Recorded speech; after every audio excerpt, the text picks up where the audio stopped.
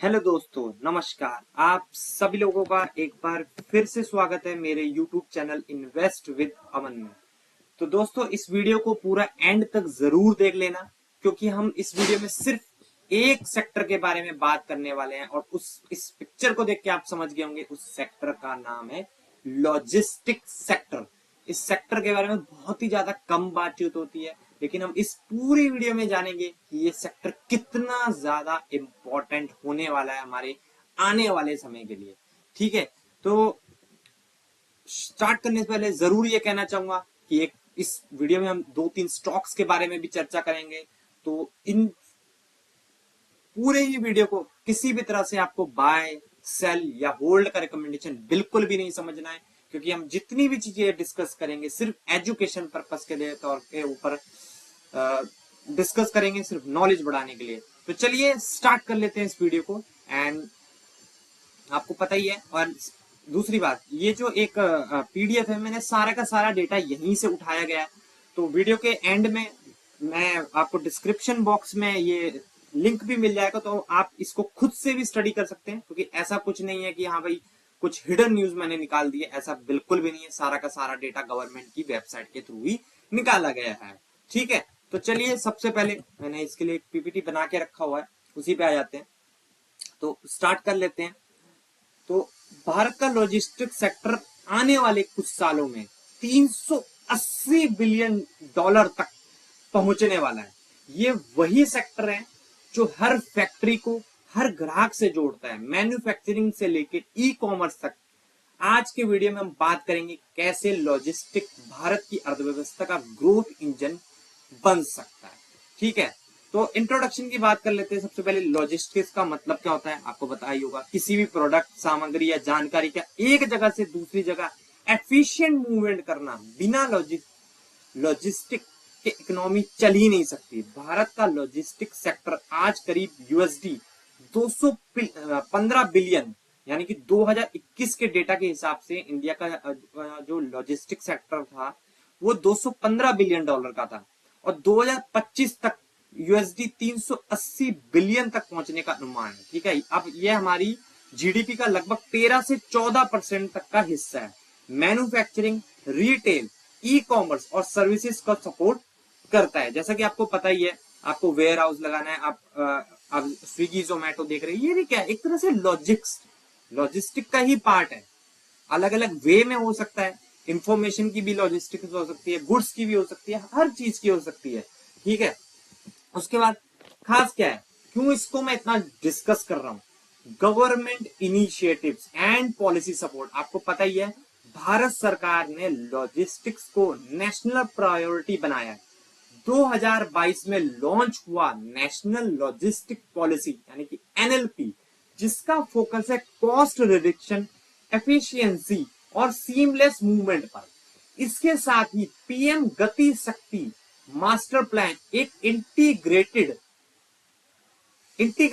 Digital platform है जो rail, road, port और एयर नेटवर्क को जोड़ता है। मर्टनाइन अमृत काल विजन 2047 से पोर्ट्स को मॉडर्न और ग्रीन बनाया जा रहा है। ठीक है, इसके अलावा सरकार ने लॉजिस्टिक्स को इंफ्रास्ट्रक्चर स्टेटस दिया है। इससे कंपनी को cheaper and long term funding भी मिलती है। एक बहुत ही इंपॉर्टेंट पॉइंट है कि लॉजिस्टिक सेक्टर को भी गवर्नमेंट ने इंफ्रास्ट्रक्चर का एक टैग लगा दिया, जिससे कि उनको जो है लोन मिलना इजी हो जाएगा, और जब लोन इजी मिलेगा तो बिजनेस भी अच्छे से और तेजी से डेवलप हो पाएंगे। ठीक है, उसके बाद बात कर लेते हैं फोर्थ स्लाइड की। ठीक है, सॉरी, ये मैं पीएम गति शक्ति वाला आपको यहाँ पे दिखाया नहीं, और सॉरी कॉरिडोर वगैरह वाला। यहाँ पे कॉरिडोर वगैरह बनाने के लिए आप देख सकते हैं, डेडिकेटेड फ्रेट कॉरिडोर बनाने के लिए बोला गया ईस्टर्न एंड वेस्टर्न में। ठीक है, मल्टी मॉडल लॉजिस्टिक पार्क्स की बात हो रही है, 35 लोकेशन अप्रूव्ड हो चुके हैं, 5 ऑपरेशन बाय 2027 तक हो जाएंगी। Inland waterways recorded 145.5 million ton cargo in 2024-25। ठीक है, तो ये सारी ही चीजें यहाँ पे इंपॉर्टेंट हैं। ठीक है, ये गवर्नमेंट ने इनिशिएटिव्स लिए हैं। अब बात कर लेते हैं अगली स्लाइड की, फोर्थ वन की। ठीक है, इंफ्रास्ट्रक्चर डेवलपमेंट। ठीक है, ये मैंने आपको बता ही दिया पूरा का पूरा। ठीक है, नेक्स्ट पे आ जाते हैं, digital and tech transformation. Technology आज लॉजिस्टिक्स की सबसे बड़ी स्ट्रेंथ बन गया, और इसका सबसे बड़ा एग्जांपल अगर आपको किसी स्टॉक के तौर पे लेना हो तो उस कंपनी का नाम है डिलीवरी। ठीक है, अगेन याद दिला दूं, कोई रिकमेंडेशन नहीं है कि बाय सेल या होल्ड में यहाँ पे दे रहा हूं, ये सिर्फ मैंने आपको एजुकेशन के लिए एक एग्जाम्पल के तौर पर बताया कि अगर आप उस कंपनी को अच्छे से स्टडी करने चाहेंगे तो आपको पता लगेगा कि उन्होंने टेक्नोलॉजी का लॉजिस्टिक सेक्टर में बहुत ही अच्छे से, बहुत ही एफिशिएंट तरीके से यूज किया है। ठीक है, तो आज टेक्नोलॉजी आज लॉजिस्टिक की सबसे बड़ी स्ट्रेंथ बन चुकी है। Logistic data bank 75 million containers track कर चुका है। यूएलआईपी यूनिफाइड लॉजिस्टिक्स इंटरफेस प्लेटफॉर्म ने 2025 तक 100 करोड़ एपीआई ट्रांजैक्शन पार कर लिए हैं, और ई वे बिल सिस्टम ने इंटर स्टेट गुड्स मूवमेंट को ट्रांसपेरेंट बना दिया है। एआई, आईओटी, ब्लॉकचेन और ऑटोमेशन से वेयर हाउसेज और ट्रांसपोर्ट अब स्मार्ट और कनेक्टेड बन रहे हैं। ठीक है, ये तो गई बात। उसके बाद एम्प्लॉयमेंट की बात कर लेते कि कैसे हमारी इकोनॉमी या उसके लिए ये इंपैक्टफुल है। लॉजिस्टिक सेक्टर भारत में 22 मिलियन से ज्यादा लोगों को रोजगार देता है। जीएसटी रिफॉर्म्स और डिजिटलाइजेशन की वजह से ट्रांसपोर्ट एफिशिएंसी में 33% तक सुधार हो सकता है, जैसा कि आपको पता ही है।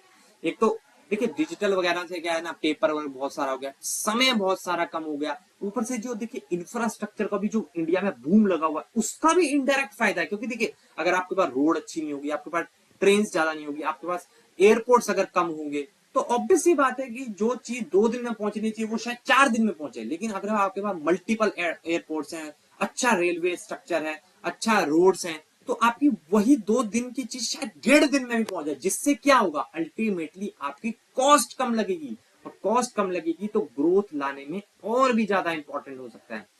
दूसरी बात, ये सेक्टर भारत के यूएसडी 5 ट्रिलियन इकोनॉमिक टारगेट में अहम भूमिका निभा सकता है, जिसका टारगेट 2027 तक दिया गया है। ठीक है, नेक्स्ट स्लाइड के डिस्कस कर लेते हैं। ठीक है, तो global ranking and future goals. World bank के लॉजिस्टिक्स परफॉर्मेंस इंडेक्स 2023 में भारत 6 स्थान ऊपर बढ़कर 38वीं रैंक पर पहुंच गया है। लक्ष्य है 2030 तक टॉप 25 लॉजिस्टिक्स परफॉर्मेंस में शामिल होना।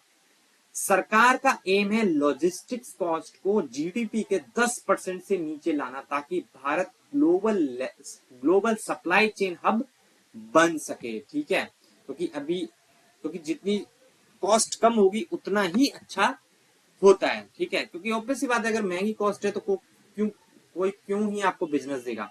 उसके बाद future opportunities and growth drivers की बात कर लेते हैं।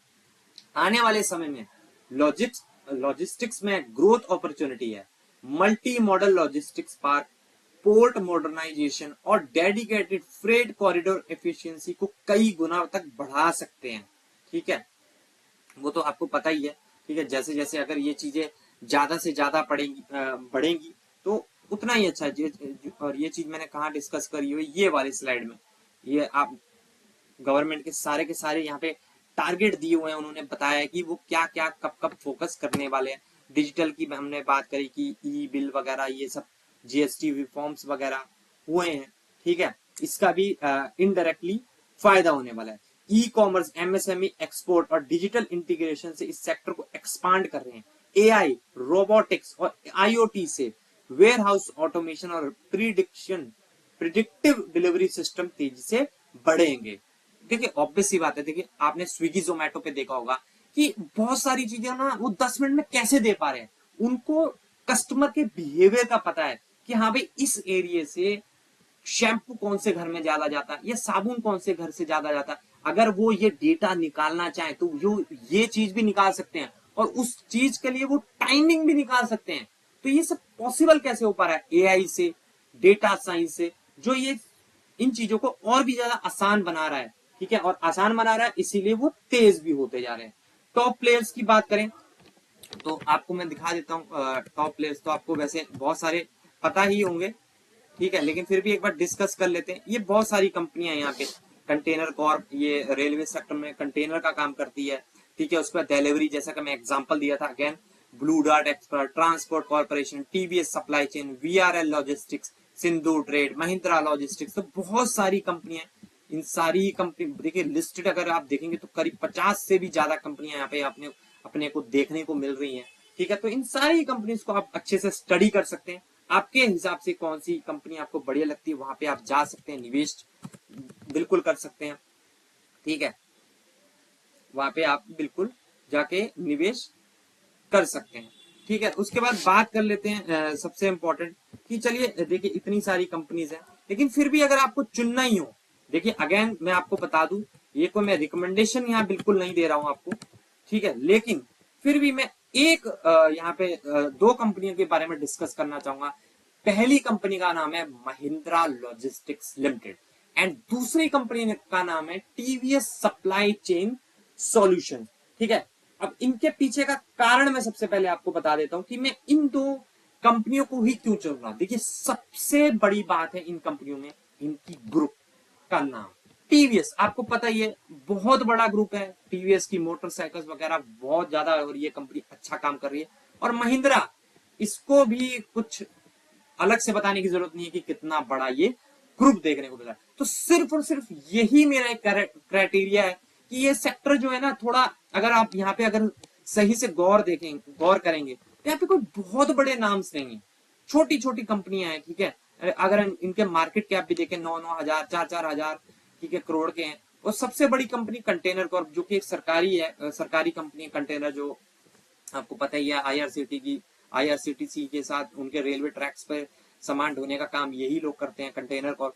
तो उसको आप देख सकते हैं, वो भी सिर्फ 41,000 करोड़ की कंपनी। तो सारी की सारी कंपनी छोटी है, इसलिए थोड़ा सा रिस्क को अगर अवॉइड करना ही हो आपको, तो आपको Mahindra logistics and TVS supply chain, इन दो कंपनीज को स्टडी आप लोग जरूर कर लेना।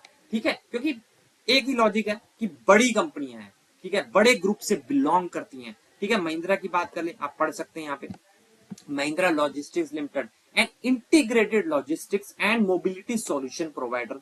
The company offers supply chain expertise to diverse industry verticals such as automotive, engineering, consumer goods, pharmaceuticals, telecommunication, commodities and e-commerce। इतनी सारी चीजों के लिए ये काम करते हैं। टीवीएस सप्लाई चेन की बात करें, TVS supply chain solution provide supply chain management services for international organization, government departments and large and medium size businesses। ठीक है, थोड़ा बहुत शेयर होल्डिंग पैटर्न भी देख लेते हैं कैसा है कंपनी का। तो आप 59-60% प्रमोटर्स के पास, एफआईएस के पास 4% के आसपास, डीआईएस के पास 13-14% के पास, एंड पब्लिक के पास भी आप देख सकते हैं 23% की हिस्सेदारी है। ईयर ऑन ईयर 4-5 साल के नंबर देखें तो देख ही सकते हैं, आपको पता ही लग रहा है यहाँ पे कितनी छोटी कंपनी देखने को यहाँ पे मिल रही है। ठीक है, अगर 2020 से भी देखें 55 करोड़, 29 करोड़, 15 करोड़, 25 करोड़, तो माइनस में चली गई कंपनी। ठीक है, तो ये बात ध्यान रखना चाहिए कि ऐसा नहीं है, देखिए कि बड़े ग्रुप की कंपनी में जाना चाहिए। डिलीवरी जैसी कंपनी को आप देख सकते हैं कितना शानदार परफॉर्मेंस उसने दिया। लेकिन हाँ, ये सेक्टर जो है ना, समझने में इतना आसान भी नहीं है जितना हमने यहाँ पे डिस्कस किया, इतना इजी नहीं है। इसलिए मैंने कहा कि थोड़ा सा सेफ्टी मेजर के तौर पे आप इन दो कंपनीज को जरूर देख सकते हैं, क्योंकि बड़े ग्रुप से बिलोंग करते हैं। तो बड़े ग्रुप से जो कंपनियां बिलोंग करती है, तो वहां पे थोड़ा ड्यू डिलीजेंस जो हमें प्रमोटर के लिए सोचना पड़ता है कि पता नहीं कैसे प्रमोटर होंगे, पैसा लेके भाग तो नहीं जाएंगे या फ्रॉड कर देंगे।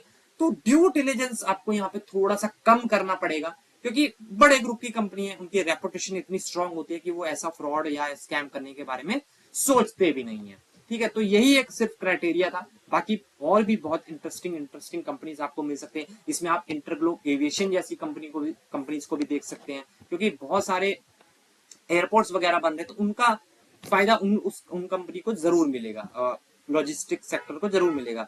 उसके बाद टीवीएस सप्लाई चेन की बात करें, 43% प्रमोटर्स के पास, एफआईएस के पास 3-3.25%, डीआईएस के पास 2.25% के पास, पब्लिक के पास 51-51.5% के आसपास की हिस्सेदारी। इस कंपनी का भी अगर प्रॉफिट एंड लॉस स्टेटमेंट देखें तो इनका तो अभी से ही ये लिस्ट हुए हैं, 2-3 साल पहले ही आई थिंक।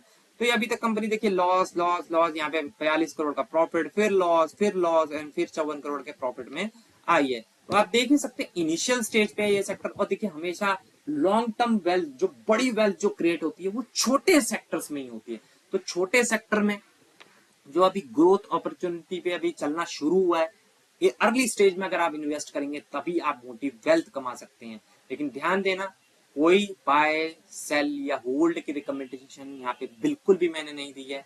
सिर्फ आपको स्टडी पर्पस के तौर पे मैंने ये पूरी की पूरी वीडियो या ये दोनों स्टॉक्स या तीन और मैंने जो भी जितने भी स्टॉक्स की बारे में चर्चा करी है वो सिर्फ एजुकेशन पर्पस के तौर पे ही आपको लेना है। Please please please blindly trust करके बाय सेल मत करिएगा। ये सब आपको अपने फाइनेंशियल एडवाइजर से कंसल्ट करने के बाद ही करना चाहिए। और मैंने आपको बताया भी कि क्यों इन दोनों स्टॉक्स को आप ज्यादा फोकस कर सकते हैं, क्योंकि ये बड़े ग्रुप से बिलोंग करते हैं। सिर्फ और सिर्फ मेरा ये क्राइटेरिया, अंदर से कैसा बिजनेस है पूरा डीप में आपको पढ़ना चाहिए। बाकी छोटे ऊपर ऊपर से मैंने आपको नंबर्स वगैरह यहाँ पे शो कर ही दिए हैं। ठीक है, उसके बाद फाइनल बात कर लेते हैं कि समरी की। तो समरी में यही कहना चाहूंगा कि भारत का लॉजिस्टिक सेक्टर इस समय एक ट्रांसफॉर्मेशन के दौर में है। स्ट्रॉन्ग इंफ्रास्ट्रक्चर, डिजिटलाइजेशन और ग्रीन इनिशिएटिव से इसे अगले दशक का ग्रोथ ड्राइवर बना रहे हैं।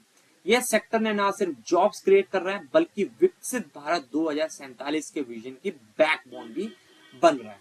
ठीक है, तो वीडियो को पूरा का पूरा एंड हो चुका है हमारी तरफ से। एंड डिस्क्लेमर अगेन दे दूं, अगर आपको ये वीडियो जानकारी पूर्ण लगा तो इसे लाइक करें, शेयर करें एंड चैनल को सब्सक्राइब करें ताकि फाइनेंस और इकोनॉमी अपडेट्स को आपको मिलती रहे। ठीक है, तो चलिए मिलते हैं नेक्स्ट वीडियो में, तब तक के लिए बाय बाय।